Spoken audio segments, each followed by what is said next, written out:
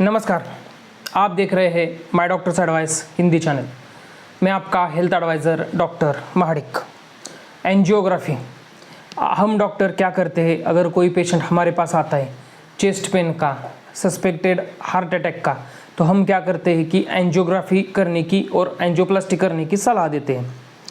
जैसे जैसे heart attack, उसके पेशेंट, हार्ट के संबंधी पेशेंट जैसे जैसे बढ़ रहे हैं, हम डॉक्टर क्या करते हैं कि एंजियोप्लास्टी और एंजियोग्राफी करने की सलाह ज़्यादा लोगों को दे रहे हैं। लेकिन आज हम इस वीडियो में एंजियोग्राफी इसके बारे में देखेंगे, एंजियोप्लास्टी हम नेक्स्ट वीडियो में देखेंगे। सबसे पहला प्रश्न बहुत सारे लोगों के मन में यह आता है कि एंजियोग्राफी क्यों की जाती है, इसका कारण क्या है। एंजियोग्राफी इसलिए की जाती है कि जो हमारे आर्टरीज होते हैं उनमें ब्लड फ्लो अच्छी तरह से हो रहा है क्या नहीं, यह देखने के लिए की जाती है। कहीं उसमें क्लॉट है, स्टेनोसिस है, धमनियों में जो ब्लड फ्लो होता है, खून का संचरण होता है, वह अच्छी तरह से हो रहा है क्या नहीं, यह देखने के लिए यह किया जाता है।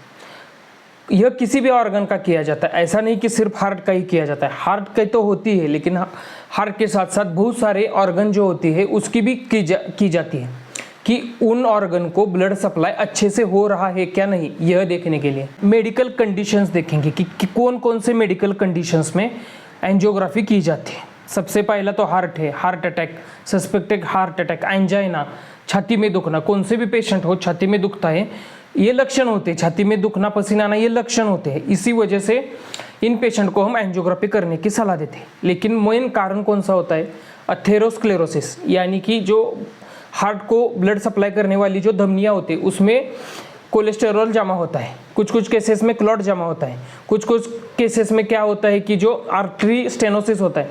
इसका मतलब क्या है, जो हार्ट को खुद को ही ब्लड सप्लाई करने वाली जो आर्टरियाँ होती है, धमनियाँ होती है, उनका आकार अपने आप से ही कम हो जाता है।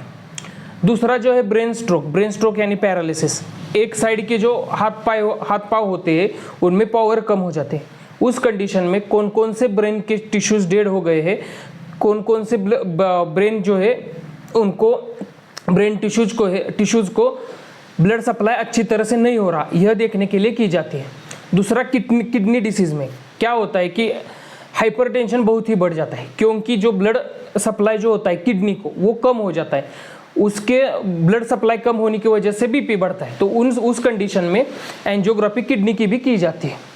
उसके बाद है काप मसल पेन। काप यानी कि पिंडली के जो मांसपेशियाँ होती है वह बहुत ही ज़्यादा दुखती है और थोड़ा चलने पर ही दुखती है और आदमी चल भी नहीं पाता। उस कंडीशन में क्या होता है कि पिंडली की जो मांसपेशियाँ होती है उसे ब्लड सप्लाई कम हुआ होता है, वह ढूंढ निकालने के लिए पिंडली की जो मांसपेशियाँ होती है उनकी भी एंजियोग्राफी की जाती है। 90% केसेस में वो हार्ट के लिए ही एंजियोग्राफी की जाती है।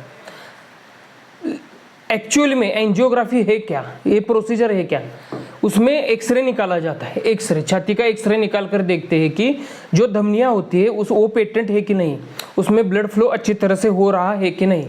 लेकिन जो नॉर्मल एक्सरे होता है उसमें तो धमनियाँ नहीं दिखती, क्योंकि वो सॉफ्ट टिश्यू होते हैं। एक्सरे में सिर्फ हार्ड टिश्यू दिखते हैं। इसीलिए हमारे ब्लड में एक डाई छोड़ी जाती है। जिधर जिधर के हमें एंजियोग्राफी करनी है उसमें शरीर में हमारे डाई छोड़ी जाती है, रेडियो ओपेक डाई होती है। वो डाई जो होती है वो एक केमिकल होता है और वो केमिकल एक्सरे पर आता है। अगर किसी भी ऑर्गन की, मानो कि हार्ट की एंजियोग्राफी करनी है, तो हार्ट में ही वो छोड़े जाएंगे और जो डाई होती है वो पूरे ब्लड में मिलकर पूरे जो धमनियाँ होती है उनमें फैल जाती है। और एक्सरे लेने के बाद पता चलता है कि वो डाई किधर किधर जा चुकी है। अगर वो धमनियों में पूरी तरह से जा चुकी हो तो उधर कोई ब्लॉकेज नहीं होता, लेकिन धमनियों में वो डाई पूरी तरह से नहीं फैल पाती तो समझ आता है कि इधर ब्लॉकेज है और वो आगे नहीं जा पा रही है। तो इसी वजह से ब्लॉकेज किधर किधर है और कौन से कितने % में है, वो ब्लॉकेज कितने % में है, वो समझ में आता है। अब मेन प्रश्न यह आता है कि एंजियोग्राफी, यह प्रोसीजर आखिर में की कैसे जाती है। इसके लिए अस्पताल में एडमिट होना पड़ता है 1 दिन के लिए। यह प्रोसीजर करते वक्त आप पूरे तरह से होश में होते हैं, कोई भी होशो हवास खोना नहीं पड़ता, सेडेटिव्स नहीं दिए जाते। कुछ कुछ केसेस में देते हैं लेकिन बहुत ही कम मात्रा में देते हैं, तो आप पूरे होश में होते हो। इस पूरी प्रोसीजर में क्या किया जाता है कि एक कैथेटर होता है, एक नलिका होती है, वो हमारे धमनियों के अंदर छोड़ी जाती है। इसीलिए जो जांघ की धमनियाँ होती है, आर्टरीज होती है, और जो कलाई की धमनियाँ होती है, यह प्रेफर की जाती है। अब सबसे ज़्यादा जो है वो कलाई की जो धमनियाँ होती है उसमें से ही एंजियोग्राफी की जाती है। सबसे पहले क्या करते हैं कि उसे स्टरलाइज करके कलाई को उसमें से कट किया जाता है। कट करने के बाद आर्टरी में, धमनी में वो कैथेटर इंसर्ट किया जाता है, डाला जाता है, और जैसे जैसे धीरे धीरे करके वो हमारे हार्ट में पहुंच जाता है। हार्ट में पहुंच जाने के बाद उधर रेडियो ओपेक जो डाई होती है वो छोड़ी जाती है। वो डाई हमारे हार्ट के ब्लड में मिक्स होती है, और जो हमारे हार्ट को ब्लड सप्लाई करने की जो 3 धमनियाँ होती है उनमें वो फैल जाती है। और उसके बाद मल्टीपल एक्सरेज लिए जाते हैं, बहुत सारे एक्सरेज निकाले जाते हैं, और धीरे धीरे जो वो कैथेटर होते हैं वो पूरी तरह से बाहर निकाला जाता है, और जिधर कट किया गया है वो ड्रेसिंग करके सील पैक कर दिया जाता है। इस पूरे प्रोसीजर में आधा घंटे से लेकर 2 घंटे तक का वक्त लग सकता है। यह डे केयर में होने वाली प्रोसीजर है। इसे आपको सुबह एडमिट होना पड़ेगा और शाम को आप घर जा सकते हैं। यह सेफ है कि नहीं, यह बहुत सारे लोगों के मन में प्रश्न आता है। तो वैसे तो यह बहुत ही सेफ प्रोसीजर है, इसमें कोई मेजर खतरा नहीं आता। लेकिन कुछ पेशेंट में क्या होता है कि जो डाई इंसर्ट की जाती है ब्लड में, वो उसका एलर्जी हो जाती है, एलर्जिक रिएक्शन भी आ सकती है। कुछ केसेस में क्या हुआ है आज तक कि एंजियोग्राफी करते वक्त ही हार्ट अटैक आ जाता है। कुछ केसेस में हार्ट अटैक आ जाता है, और कुछ पेशेंट की मौत भी हुई है, लेकिन वो बहुत ही रेयर है, बहुत ही रेयर केसेस में ऐसा हुआ है। तो फाइनली यह सेफ प्रोसीजर है, कोई प्रॉब्लम नहीं है।